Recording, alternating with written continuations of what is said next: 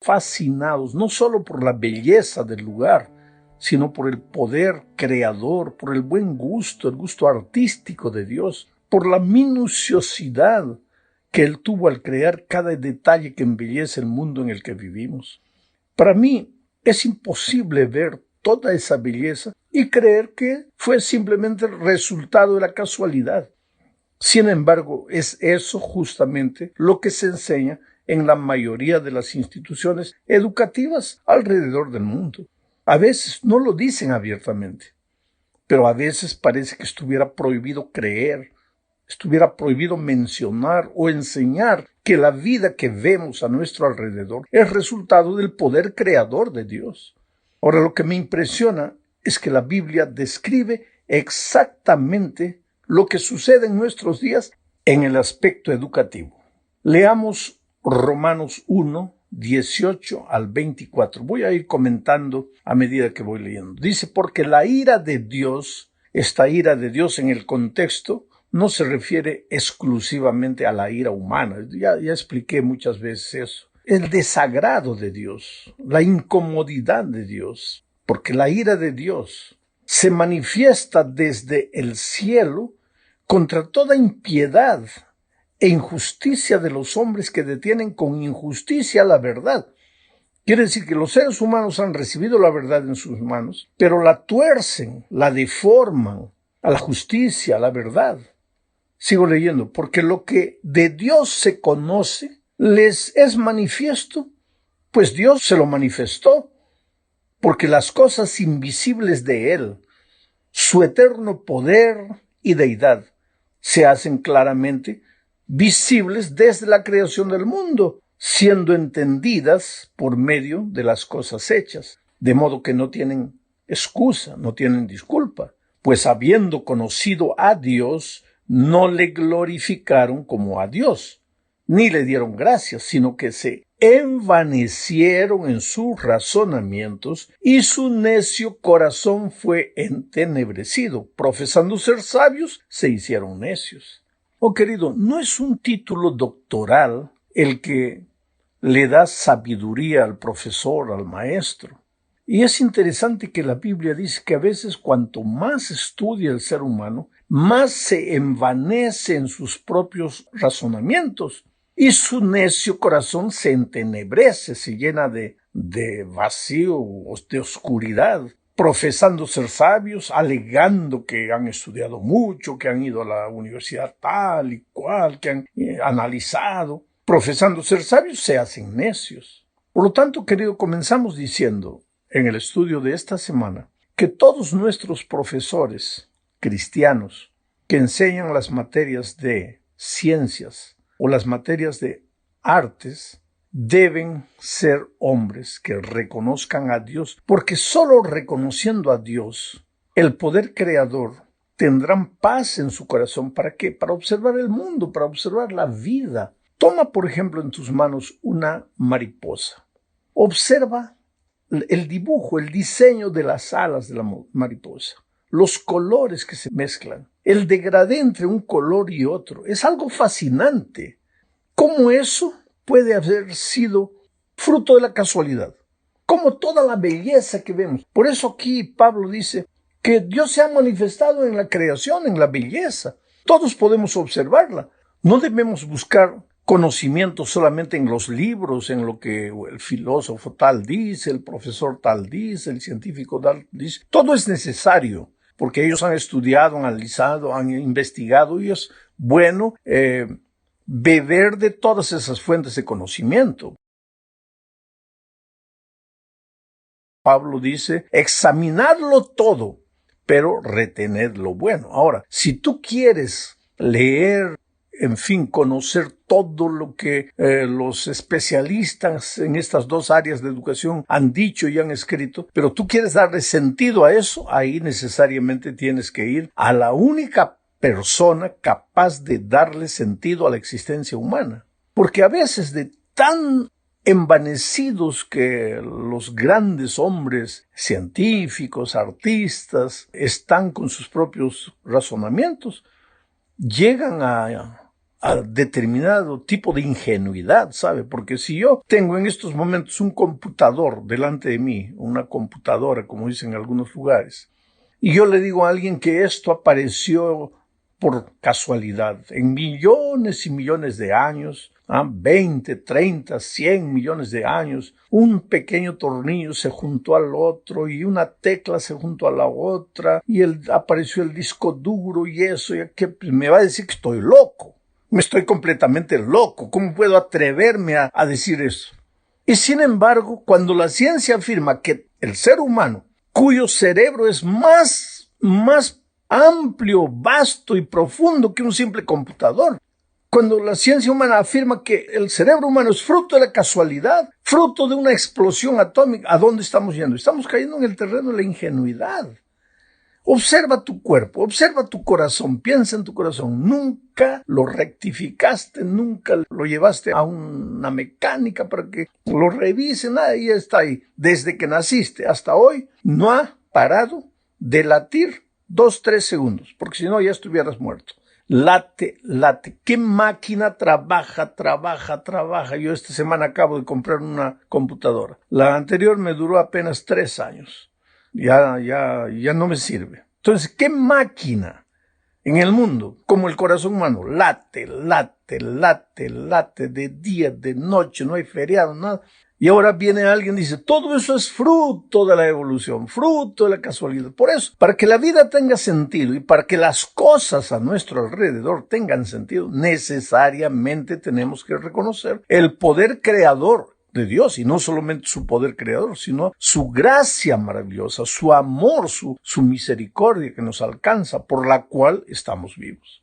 Vamos a la segunda parte de este estudio. Hablemos aquí de la hermosura de su santidad. Salmos 96, 9 dice, adorad a Jehová en la hermosura de la santidad. Temed delante de él toda la tierra. Yo pregunto, ¿qué significa la hermosura de su santidad? ¿Puede la hermosura ser santa? ¿La hermosura santa? En la Biblia se usa con frecuencia la palabra santidad para describir el carácter de Dios. Dios es santo. Su carácter es santo. Y tú sabes que el carácter de una persona es el reflejo de su ser. Entonces, en el carácter de Dios se destacan su amor, su santidad y su justicia. Ahora, si el salmista dice que la santidad de Dios es santa y que debemos adorarle en la hermosura de su santidad, es porque Dios es bello. Solo un ser bello puede crear cosas bellas, bellísimas, y puede deleitarse con la belleza. Por lo tanto, ahora, yo no estoy hablando necesariamente de belleza exterior, porque hay personas, por ejemplo, que dentro de los padrones humanos son bellísimos, pero por dentro son una deformidad entera, completa. Yo estoy hablando del concepto de belleza integral, no solo de un aspecto de la belleza, sino de la belleza completa. Solo un Dios bello, bello por fuera, bello por dentro, bello en su ser, en sus propósitos, puede crear cosas bellas. Por lo tanto, los maestros de educación artística son privilegiados al enseñar que el principio de la belleza, tanto en la música como en las artes visuales o cualquier otro tipo de arte, el principio de la belleza es Dios. Mientras el ser humano permanezca ligado al Dios de la belleza, su concepto de belleza tendrá armonía y sentido de ser, pero cuando se aleje de su creador, ahí el hombre empezará a llamar a lo feo bonito y a lo bonito feo, así como cuando el hombre se aparta del Dios de la justicia, empezará a llamar a lo bueno malo y a lo malo bueno. La verdad es que el ser humano alejado de Dios se desintegra interiormente y entonces cae en un pozo sin fondo de donde intenta salir justificando sus propias incomprensiones. Pensemos en el surrealismo, por ejemplo. Surrealismo es el movimiento artístico y literario que surgió en Francia después de la Primera Guerra Mundial y que se inspira en las teorías psicoanalíticas para intentar reflejar o explicar lo que va en el inconsciente, dejando de lado cualquier tipo de control racional. Salvador Dalí fue un surrealista.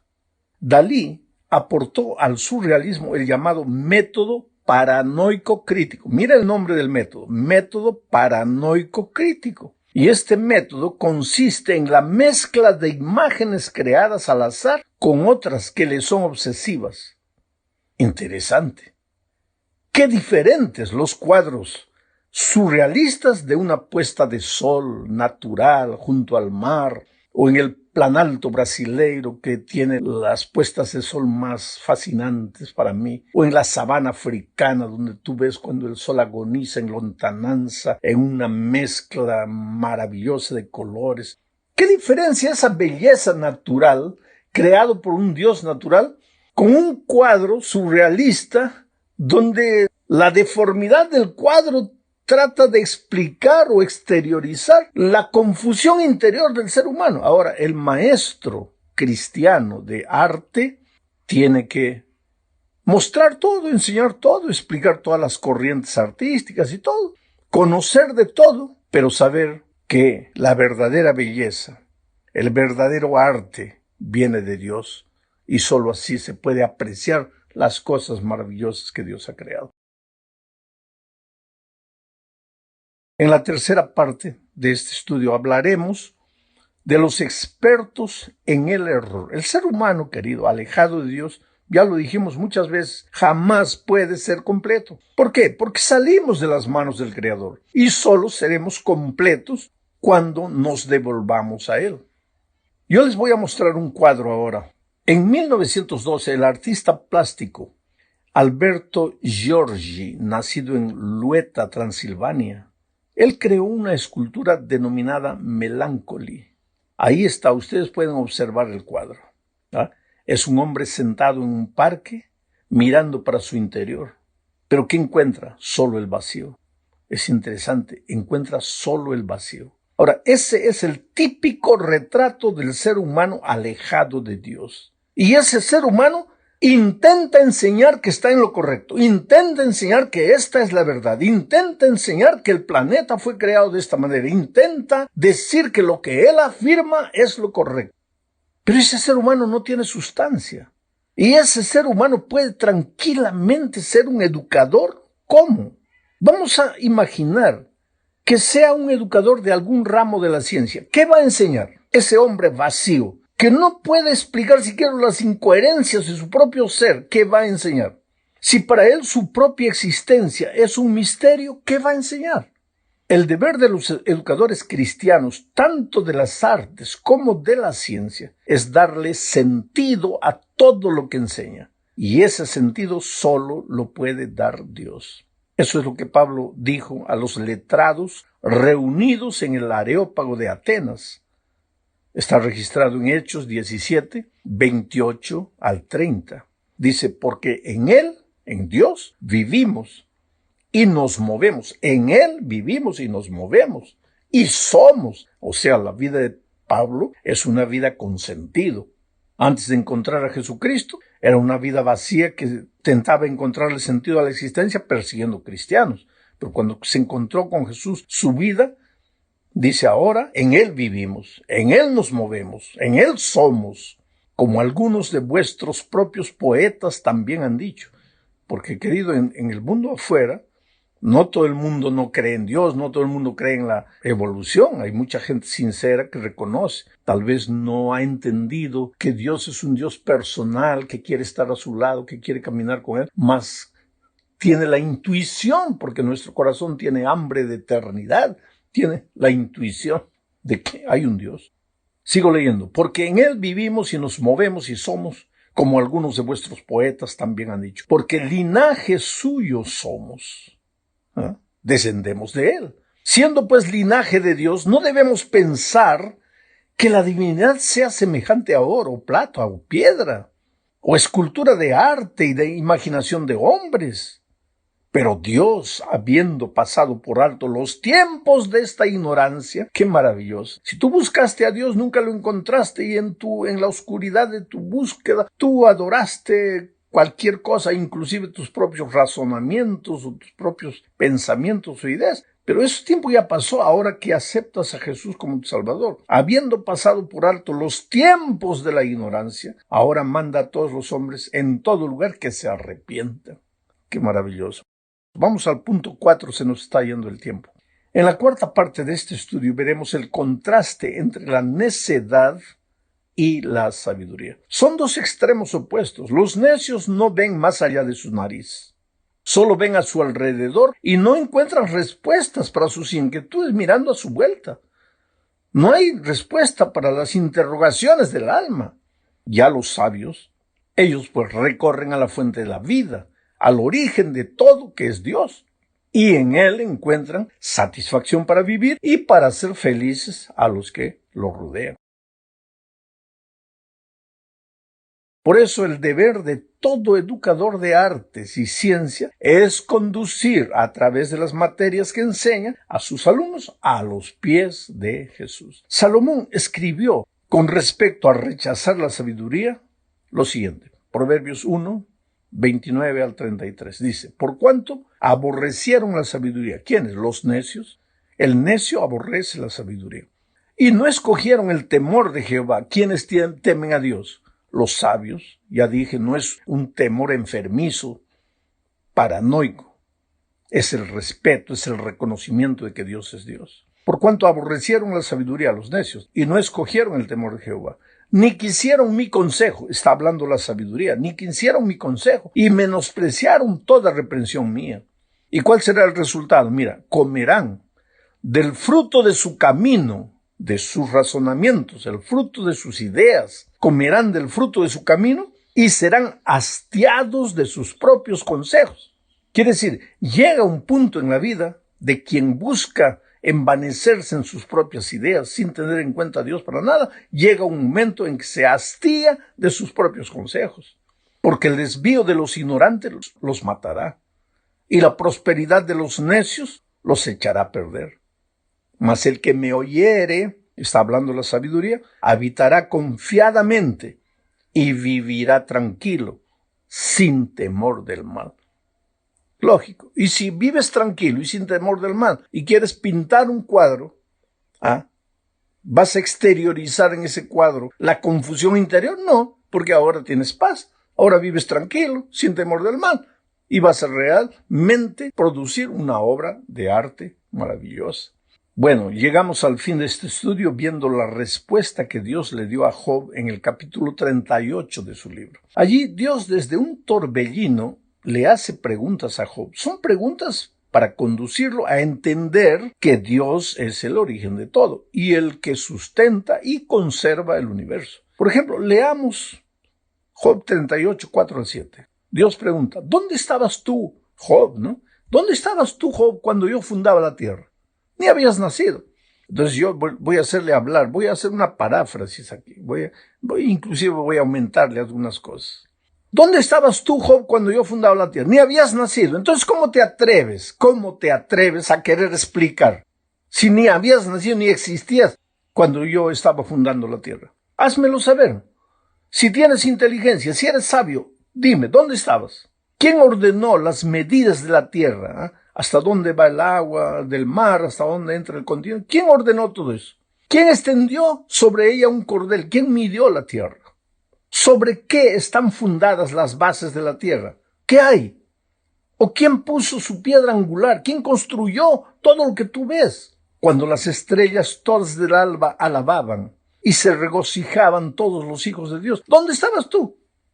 Entonces, ¿cómo te atreves a querer distorsionar las cosas que yo he creado? A deformar la belleza que yo he establecido. Oh, querido, para entender todo esto hay que vivir una experiencia personal con Jesucristo. Y a veces Dios permite. Yo estuve en Nueva York una vez, estaba estudiando allá, y tuve un profesor francés, ateo, no creía en Dios, no creía en el diablo, no creía en nada. Y cuando se enteró que yo era pastor, me llevaba a hablar del asunto de la fe, de la religión, no porque quería aprender, sino porque él era un hombre de un raciocinio poderoso, ¿sabes? Si en ese momento es de día, él te probaba que era de noche. No valía la pena discutir con él. Una mente brillante. Pero un día me encajonó con sus argumentos. Yo no sabía para dónde ir, porque realmente este hombre era brillantísimo. Entonces Dios colocó una pregunta en mi corazón. Yo le dije, mira, te voy a hacer una suposición. Vamos a decir que tú tienes razón. Ya, no hay Dios, no existe. Yo soy un ingenuo, yo creo en Dios. Pero no hay Dios, la verdad es que no hay Dios, ya, tú tienes la razón. Pero vamos a decir que tú tienes un hijo de 20 años y tu hijo está en las drogas, perdido, acabado, destruido. Es tu único hijo, tú lo amas, tú darías la vida por él. Pero ya no puedes hacer nada, ya recurriste a la ciencia, a los especialistas, a los médicos, a los retiros para ese tipo de gente. Nada, tu hijo se está muriendo. Un muchacho brillante está acabando con su vida y tú no tienes Dios, tú tienes razón, no hay Dios. Entonces, ¿qué esperanza resta para tu hijo?